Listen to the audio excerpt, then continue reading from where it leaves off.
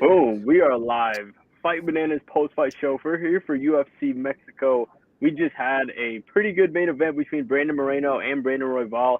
Excellent co-main event between Brian Ortega and Yair Rodriguez, and the card was absolutely stacked tonight with a lot of young Mexican talent. But tonight I've got a couple of awesome people with me. I got Mr. Blake Schneiders, Mr. Wake and Blake, my man. How you doing? Fantastic, Johnny boy. You're looking fantastic as always. Best looking host in the game. You know how it goes. Appreciate you, my man. And I got all the way from the news networks in Jacksonville, my man, Johan Blanco from the Split Decision Boxing. Make sure you guys check out his Twitter or his Instagram and his TikTok as well. He's posting a lot of fire content. My man, how you doing? I'm good. I'm good. It's actually Tallahassee, but you were close. You were close. I know you missed me, big boy, but it's glad to be. I'm good to be. Glad to be back, man. Awesome, man. Love to have you. Love to have you. And let's get right into it. The main event, potentially a number one contender fight for the flyweight division. We had Brandon Moreno versus Brandon Royval, and it ended up being a split decision. The fight was very interesting, right? You had Brandon Moreno, who was throwing the looping shots, throwing a lot of counter punches, trying to get the takedowns going, was unsuccessful in that part, but he was landing most of the power shots, right? He was snapping back Royval. I want to give Royval a lot of credit for eating a lot of those punches for breakfast. You saw the eyes started to swell up on his end, but he was able to land through it. He threw over 400 punches. Yeah. Did Brandon Royval in throughout that fight, and obviously, a lot of them were just more volume punches, not necessarily knockout punches. But it was a great main event overall. The low kick of Brandon Moreno was good. Ended up being a split decision. It could have gone either way. I think that first round probably was one of the closer ones because you had Royval showing out, and you also had Moreno finishing really strong in that round as well. Round 5 also very close with Moreno clinching a lot too. Not really sure who really got the damage benefactor in that last round. But Johan, you're the guest here, man. I'll give it to you. Reactions from that main event. Did you think the right person got it done, and just what were your overall thoughts? I definitely think the right person got it done. It could have went either way. I think a split decision was the right call. At the end of the day, I think that in the first beginning stages of the fight, so the first 2 rounds, I definitely thought that Brandon Moreno was a lot more active and stuff. But for some reason, he has a tendency when it goes past 3 to kind of lag off and kind of coast, thinking that he's won the fight. And I think that's what happened again, today. I think that Royval was throwing a lot more volume towards the end of round 4 and especially round 5. And I think he was the fresher fighter. I think he just became more active and he kind of won the eye of the judges in this one. I think the biggest thing is that Brandon Moreno, I feel like threw the more significant shots. I think that he threw a lot more power, even though, wasn't really powerful, but he threw a lot more significant, a lot more clearer. But Royval was just a lot busier throughout the fight. And I think that was the biggest thing is just he was a lot busier. And I think Brandon Moreno, he just kind of coasted. He kind of eased off, even though there was some points where it felt like it was clear in his favor. Like the fight was clear. He had the advantage and stuff like that. He had the ground control throughout the fight, but for some reason, he just never was able to fully pull the trigger on, getting his stand up going. And that was the biggest thing. It's just he was always he never fully pulls the trigger, and I think it always cost him in these close fights. Yeah, I think to your point, there was a lot of moments where Royval was opening up, just keeping him on the end. Shout out to Royval for using that range and the extra little bit of reach that he had to keep Moreno on the end of his punches. But there were points where Moreno was covering up, keeping that guard very high.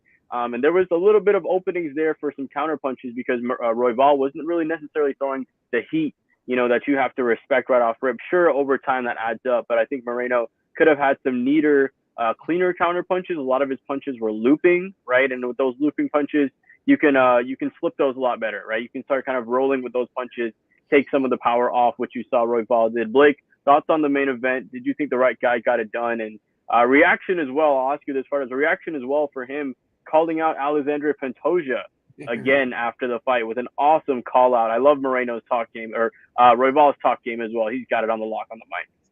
Just say Brandon and you'll be right, whoever you're talking about. No, reaction to the call out. I love the call out. I would love to see Royval go up against Pantoja. I mean, Pantoja's last battle was absolutely epic. I remember you and me getting on here after that, just being like, you and me were on different sides of who the winner was. But for this one, I think Royval would love to go to town with Pantoja. He says nobody's going to put him on his back and hold him down anymore. So let's see if he keeps true to his word.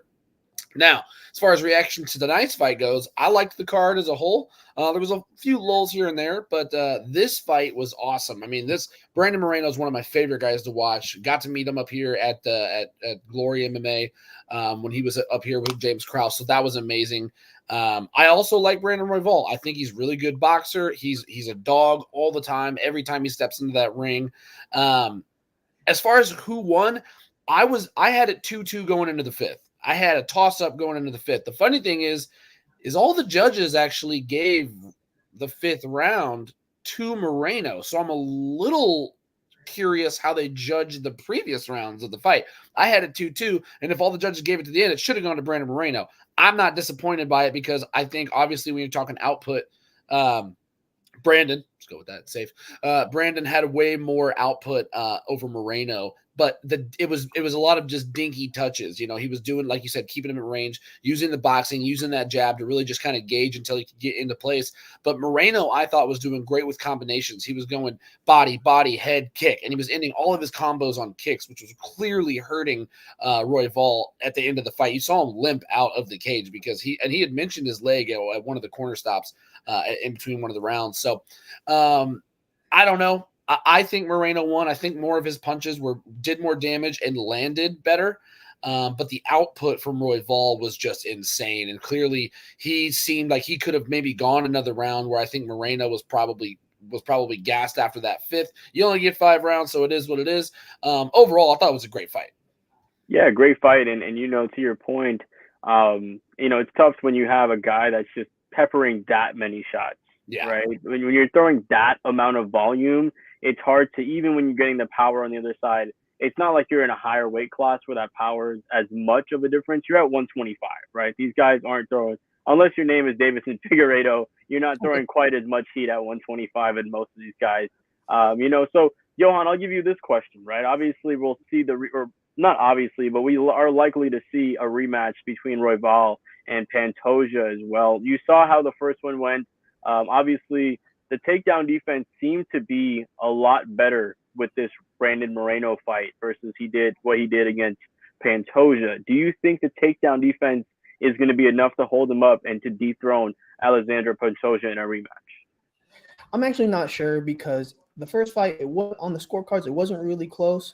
And I think that Pantoja is a lot better of a grappler than Brandon Moreno. Moreno's more of like an MMA-based grappler where he uses his striking to kind of set it up, whereas Pantoja's game is on the ground. So that's his main strategy going into it. And I think, yes, stuffing Moreno's takedowns was one thing, but stuffing Pantoja's is like a whole different thing, where I feel like you need another training camp to focus solely on that. But what I think he can take from this is he can utilize that output that he used on Moreno tonight in that rematch with Pantoja, because he could keep him at distance and kind of avoid, Pantoja closing the distance, try to get those takedowns. And I think too, he would kind of, stagnate and neutralize Pantoja on the feet. I think that would interrupt his rhythm. I think that would kind of keep him resetting constantly, because he won't be able to set up any combos or anything to get those takedowns.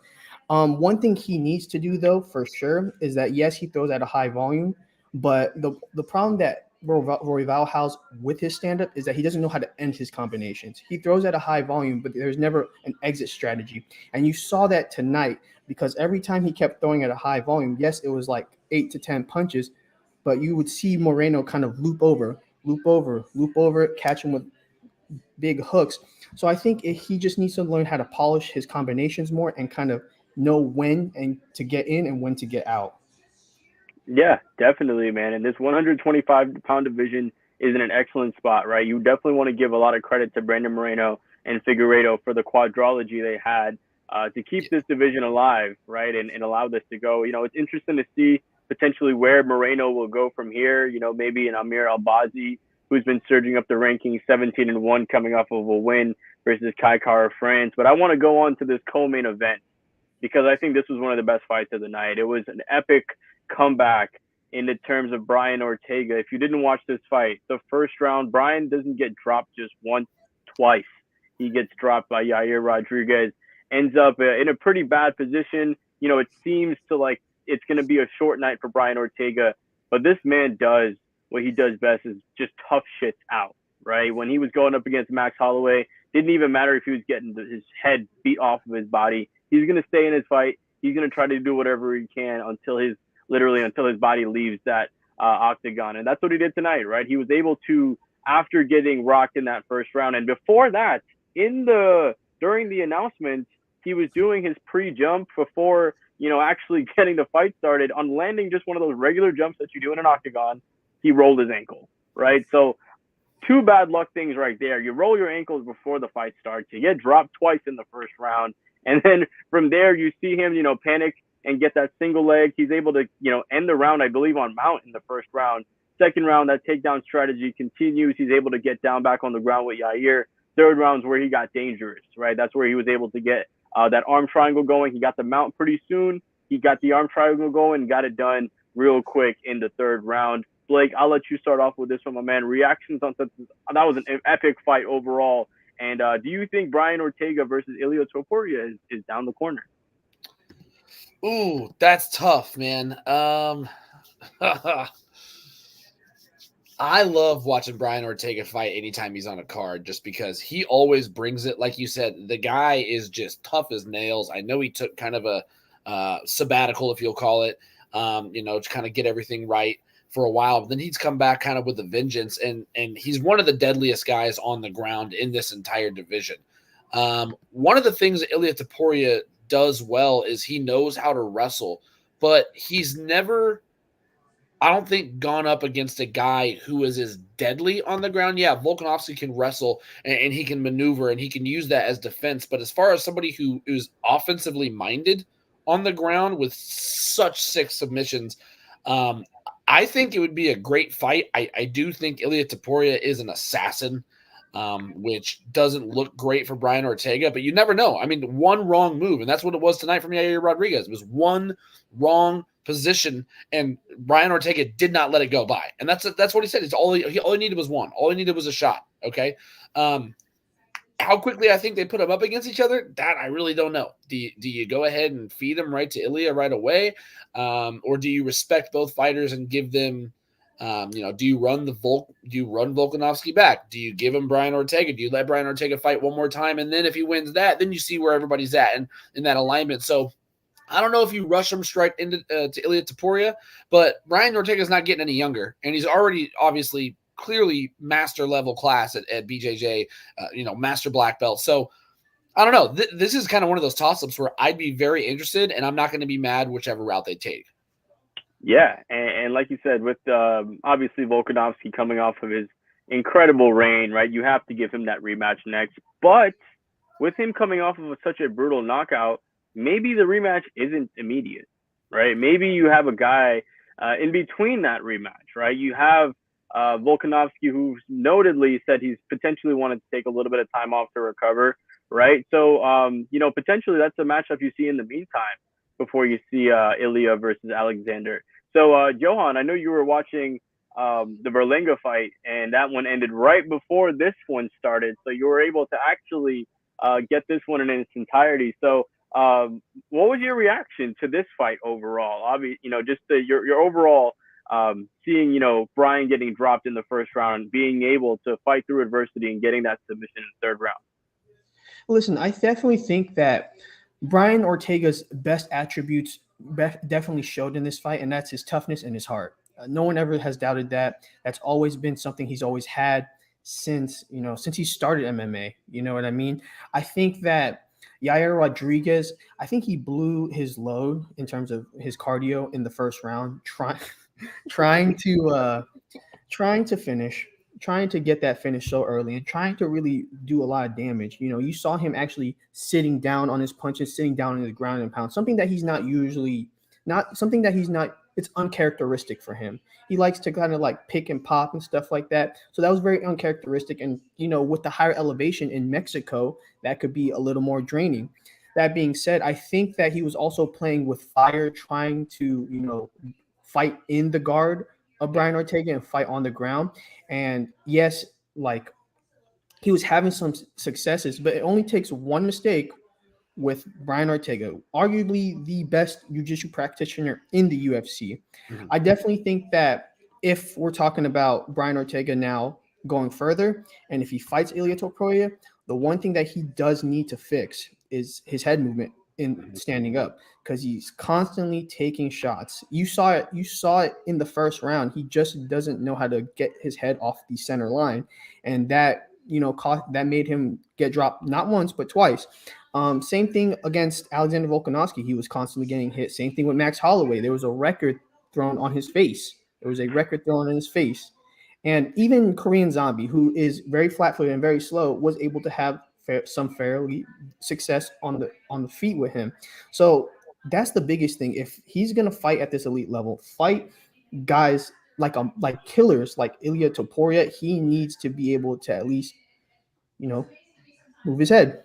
Yeah, no, 100%, man. I mean, you have a guy in Alexander Volkanovski who's one of the best defensive fighters ever, and he was, got caught against Ilia Topuria. So if you have a guy in Brian Ortega who's gotten caught against everyone that he's literally fought against at some point, you're not going to want to get caught against Ilia Topuria, right? If it's the first round, second round, no matter what happens, you don't want to get caught against him, right? But I think this is an excellent fight. I think for him, you potentially wait for that title fight, because I think in the rankings, I mean, outside of Alexander Volkanovski and Max Holloway, who else is it going to be above him? Him and Yair were 3 and 4 coming into this fight. So yeah, it's going to be tough if you're Brian Ortega. Maybe you take another fight for the paycheck, but I think, with Volkanovski taking potentially some time off after such a brutal knockout, you could see Brian Ortega versus Ilia Topuria next. Now, for Yair Rodriguez, Blake, right? Obviously, now he's in a tough position. He goes from being the interim champion, losing to Volkanovski, now getting subbed to Brian Ortega. Do you think that we saw, and obviously Yair is someone who's, not old by any means. How old is he actually? I want to check that up real quick. But, still, he's, 31. I'm sorry? He's 31. Okay, so with him being 31, right, you have a featherweight division where historically champions reign decently long, right? I don't see Ilia Topuria being just a flash in the pan. I do see him honestly defending against Alexander Volkanovski, because if we do see that matchup, it's likely going to be towards the end of the year, if not next year. Volkanovski is going to be a little bit older. Topuria is going to be even more in his prime, right? I don't see that fight going any differently. Do you think that we've seen the last of Yair Rodriguez at the top of the division, close to contention when it comes to his career? Honestly, and it does suck to say, but I think so. It just depends, man. I mean, how long has Holloway been at the top of this division? How long has Volkanovski been? Brian Ortega is now up there, and then now you got Topuria, who is fresh, new, injecting new life into this featherweight division. So those guys have been at the top of the game. Yair has kind of been up and down and slow and down and then back up and then had a great reign and had great knockouts. But as far as him being able to reach the top again, he's going to have to go and do something spectacular. And how many chances is he going to get to do something spectacular consecutively? It'll be interesting. So to frankly answer your question, I do believe we've probably seen him, his reign kind of hovering around the top at the end. And that sucks to say because he's such an awesome fighter to watch. I mean, he's electric with the way his striking dynamic is, but there's just so much talent. Now, what I could see is, okay, and I have no idea how long Max Holloway plans to fight. The guy seems like he just doesn't age. So it'll be interesting to see, and how long does Brian Ortega, if he actually gets a shot, and then let's say he gets a shot versus Ilia, he loses. Okay, then we're like, okay, how long is he going to stay in the game? And I'm not saying any of these guys are old, but you just never know. It'll be interesting. I think he'll still hover around, but I think as far as him really breaking that top 3 again, it's going to be, he's going to have to do something spectacular to do that, or else he's just really going to be a top 10 guy. Yeah, you know what I mean. It's tough to see because this division, it's you have a couple people, you have people in different places. You have Max Holloway and Alexander Volkanovski, the guys that were champions. You know, they did what they had to do. They were long reigning. Now they're close to the top. Now you have Brian Ortega, Yair Rodriguez. You know, at the bottom of that side, you have like your Josh Emmett and your Dan Ige, your guys who gave it the crack, weren't able to stay at the top, right? And now we're kind of faltering down. I think for both those guys, the time is up for them when it comes to championship contention. You know, I do think, you know, Brian has the shot at the title coming up. I don't think he gets it done.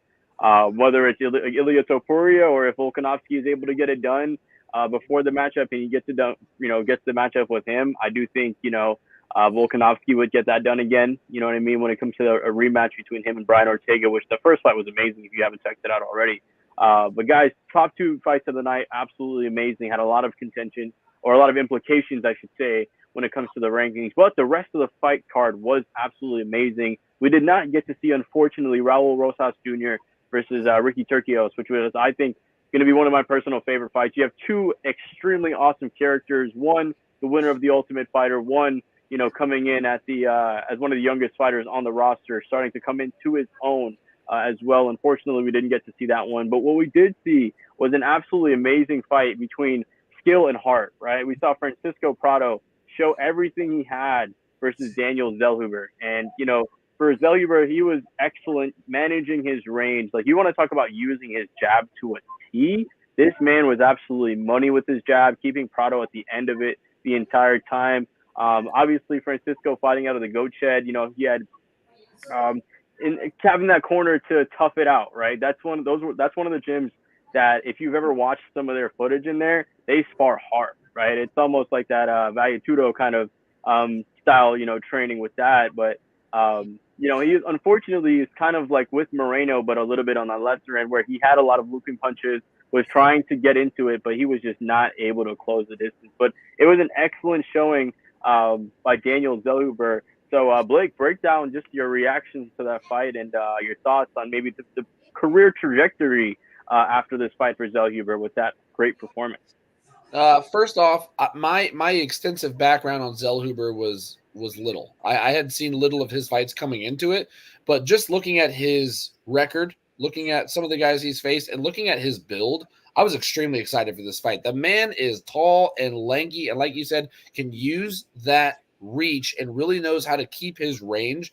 And it showed tonight. I mean, how busted up sorry, how busted up was Francisco Prado's face? I mean, the doctor had to come in. It was almost a doctor stoppage. He had broken his nose earlier with a knee, I believe, to the nose. Basically closed his eye completely shut. Now, all shout outs to Prado because that man's got the heart of a lion, and he acted like, you know, he just kept running face first into everything and kept coming, and did not want to quit. He told the doctor, "Get out of the ring. I'm good to go." But Zellhuber, man, he was fascinating to watch, and I will be marking down the next time he is on a card as a fight not to miss, because I think this kid is going to have be a handful for this division, and I can't wait to watch it. Absolutely. Johan, were you able to catch this fight? Was this one of the ones, because I know the main event was going on at the same time during this fight. Were you able to kind of keep a little bit of eye on this one? Yeah, I definitely was. I definitely had them on simulcast, so it's kind of hard to like analyze both of them. But what I did notice a lot, obviously, was the jab and stuff like that. The boxing skills were there. His punches were crisp. His punches were tight. His punches were straight, and that was enough to kind of keep Prado at a distance. But the one thing I was very like interested about and intrigued about was his feet. He had very educated feet. You know, for someone that lanky to be able to move from angle to angle and kind of keep him at a distance and also kind of just keep Prado guessing. I think that, you know, for an MMA fighter, he had some very educated feet, kind of like a boxer. So like it was very his performance was very impressive, and I think I'm going to follow his career going further. Yeah, you know, it's hard not to after such a dominant performance. And, you know, when you see a guy have physical assets like he has and he's able to use them so soon in his career, and like you said, Johan, like the cutting of the angles, right? Being Yes. able to, you know, keep like there was moments where Prado was going one way and he was going the other way, right? The misdirection. That's something you see from guys like Izzy, right? Being able to move side to side and get out of the way one way with your opponent thinking they're going the other way, right? It's like almost like a shake and bake move in basketball, or wide receiver trying to get, his DE off the route. So, you're seeing a lot of, with that side of things, he has a lot of those natural born skills. He's still young in his career. Obviously, there's a lot for him to develop and grow, facing maybe a guy that can wrestle, right? Going into something like that. But from what we saw tonight, I think it was an excellent performance. But outside of that, guys, there's a couple things that I want to touch on. Manuel Torres with a beautiful submission over Chris Duncan, able to get that done. Johan, I'll let you kind of, take this. Any other fights tonight that you saw that, maybe caught your eye a little bit that you want to give some love to? Yeah, I mean, Yasmin Jauregui, won. She won the decision. I think that it was an impressive performance for her. I think it was a good showcase, especially in Mexico. I noticed a lot. She stuck to a game plan. That was the biggest thing. She stuck to a game plan, and she just didn't let Sam Hughes let her get to the ground. And she never in terms of like making a mistake, she never overextended on her punches. She never let herself get in an awkward situation where she was left exposed. Everything was like a machine. Now, granted, I don't know how well that would work against the upper echelon of the strawweight division, but she's very tight and very like fundamentally sound, which is something that will take you a long way in that division. She's physically strong. She is physically strong. The times that Hughes did close the distance, she just manhandled her and just took her off. So I definitely was impressed by her. I think she deserves a shout out because being the second fight after Manuel Torres, who had his sixth straight first round finish, I think it was a good performance. Absolutely, man. Absolutely. Blake, any more fights that you want to show love to as well before we get things closed out here tonight? Yeah, I mean, the Manuel Torres fight, I mean, that guy's going to be an absolute problem, I think, for the lightweight division. He just comes in with such ferocity and I think he's just a fan favorite already. He's 15-2. He's got a solid record. Looks like he's got a ton of skill and can put it all together. Obviously got away with the guillotine submission tonight, or the rear naked choke tonight on Chris Duncan, who up until that, I mean, they came out and immediately clocked each other and stunned each other right off the bat. So it was kind of a whirlwind of a fight there. Another fight that I really actually liked was the Victor Altamirano fight and the Felipe Dos Santos fight. It went to decision, but to me that was just going back and forth, and you were kind of like, all right, I'm not really sure who's winning at this point, but either way, this is a great fight to watch. I thought that was also one, and maybe I'm mistaken, one of these on the undercard, I kind of scratched my head with how they came up with the winner. I don't remember if it was that one or if it was the Claudio Puelles versus Faraz Zahim. Which one were either of those in your mind, John? Did either of those kind of go, I don't know if you gave it to the right guy on that one? Well, with the Altamirano versus Santos, I mean, Altamirano had 9 takedowns and Santos didn't have any. So, yeah. That was one of them where, like, okay, the guy with no takedowns won versus the guy with 9 takedowns, right? So, that's kind of like why there was that was a split decision fight there, right? Yeah. Obviously, one judge saw it the other way versus that. But that's where you come down to the newer style with UFC, wanting to have the more focus on the damage, right? Yeah. Which is obviously causing some controversy with the scoring, right? But there is going to be, I think at some point it's got to get fit. It's going to improve with the clarity of, okay, damage versus control, right? Because how do you give a guy with 9 takedowns, a loss versus a guy with 0 takedowns? And then conversely, in the 5th round with Moreno and Royval, when Royval was honestly landing more of the punches and Moreno was the one doing the clinching, like you said, Blake, they gave Moreno that 5th round. So it's really, why would you score those rounds really differently when you have the same judges with that? That makes a little bit question. But let's play our favorite game over here. Let's play Guess the Bonus. Tonight, we had one fight of the night. We had 2 performance awards, and obviously performance awards go to anybody with a finish on the card, right? So 1 fight of the night, 2 performance bonuses. Johan, you're the guest, so I'll let Blake go through it just so you can kind of see how it works out. So, Blake, give me your fight of the night and give me your 2 bonuses. 2 bonuses. I'm going to give one to Manuel Torres. He got the rear naked choke submission on Chris Duncan, and he did it in the first round. It was lightning quick. I thought it came out. It gave the fans what they wanted, so I'm going to go ahead and give him one.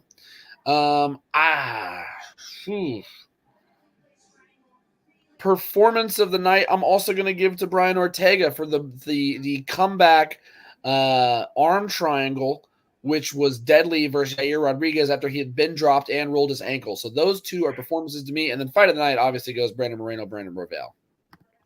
Johan. All right, so I didn't watch any undercard, so I could be screwed on this, but performance of the night, I definitely think Manuel Torres and Brian Ortega. Manuel Torres, another first-round finish. I think you have to give him 50 Gs.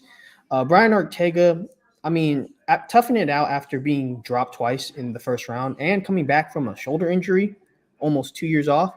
I think you have to give it to him. And fight of the night, it's kind of a tough one. I mean, you could give it to Ortega, Yair, or you can give it to Royval and Moreno. Yeah. I'll be different. I'll give it to Yair and Ortega. I like it. Gotcha. Both of you guys had two of them right? So, I mean, with the fight of the night, it actually ended up going to Francisco Prado versus Daniel Zellhuber, which I do think, with respect to both guys were throwing heat throughout the entire fight, right? I think that was absolutely the most exciting fight of the night, right? Sure, it was one-sided, but at no point did you see Francisco trying to fold and try to shy away from that. And even in the last 10, 15 seconds, I mean, you have a guy that's up 3-0 on a card in Zellhuber say, let's throw down in the middle versus a guy that's trying to take your head off. That's badass. So he got fight of the night, 2 performance bonuses. You definitely got those between you guys. The first one, obviously, with Brian Ortega getting that over Yair Rodriguez, and then Manuel Torres getting that choke as well. So those were the 2 performance bonuses. Francisco Prado versus Zellhuber was the fight of the night for this one. But, guys, that was UFC Mexico. We appreciate everyone for catching us live. If you're not already, make sure you follow the boys on their, social medias as well. Johan, as always, my man, I appreciate you joining the show. Blake, my guy, thank you, my man, for joining us. But yeah, Blake, any final thoughts before we close out here tonight, man? Final thoughts would be next week we got UFC Fight Night. Jairzinho Rozenstruik versus Shamil Gaziev. The card looks like it's going to be pretty good. I think it's going to be a lot of bangers in that card. So next week should be interesting. Hopefully we have a lot of knockouts to talk about. That's what I'm looking forward to. A lot of people getting unconscious. Yeah, you know what I'm saying. Either way, Johan, thank you so much for joining the show, brother. I appreciate it. You're welcome on anytime with the boys. No, definitely. And to your point, with next Saturday, I might be absent along with Mr. Dave Van Auken because we got Gamebred FC here in Orlando. Junior Dos Santos versus Alan Belcher for the inaugural heavyweight championship for bare knuckle MMA. It's going to be beautiful for Gamebred FC. Make sure you guys catch him top in. And if you haven't already, this is something I totally forgot about. Francis Ngannou versus Hernan Ferreira is going to be set up. Hernan Ferreira knocked out Ryan Bader in less than 30 seconds in the first round. That was an absolutely amazing fight. Johnny Eblen versus Impa Kasanganay was an absolute war. Impa was a split decision away from taking the O away from Johnny Eblen. So I want to give a lot of credit and a shout out to Impa Kasanganay because just as a human being, one of the nicest people you'll ever meet overall. Johan, final thoughts before we close out here tonight, my man. Yeah, man, I just want to, wrap things up with, look how far the flyweight division has gone. 5 years ago, it was on the brink of extinction. And now they are headlining multiple cards. And they have a star they had a star in Brandon Moreno. I mean, if he keeps losing, star power is going to go down. But it's in the healthiest place it's ever been. There's so many matchups you can make.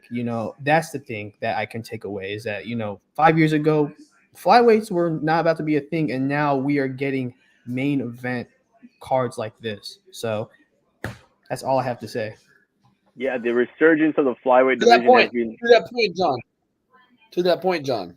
Brandon Moreno's lost 2 in a row, but both of those fights came on split decisions, and both of them were questionable finishes, questionable decisions. So if that's our biggest, not that you were complaining about it, Johan, but if that was our biggest issue, that's a great issue to have.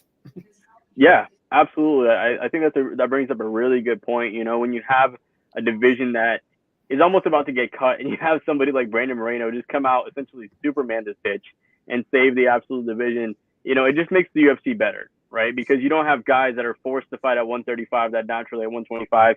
Maybe we can see something like that in the female division where you probably drop the 145 division, add like an atom weight at 105. I would love to see something like that in this in UFC as well. But everybody, if you're not already, make sure you guys like the video, subscribe to all of the feeds here on Facebook, the podcast feed, everything as well. You know, thanks to Mr. Dave Van Auken, as always, for having us on his platform and letting us knock this out. But thank you guys always for joining us. We'll catch you guys after the next fight.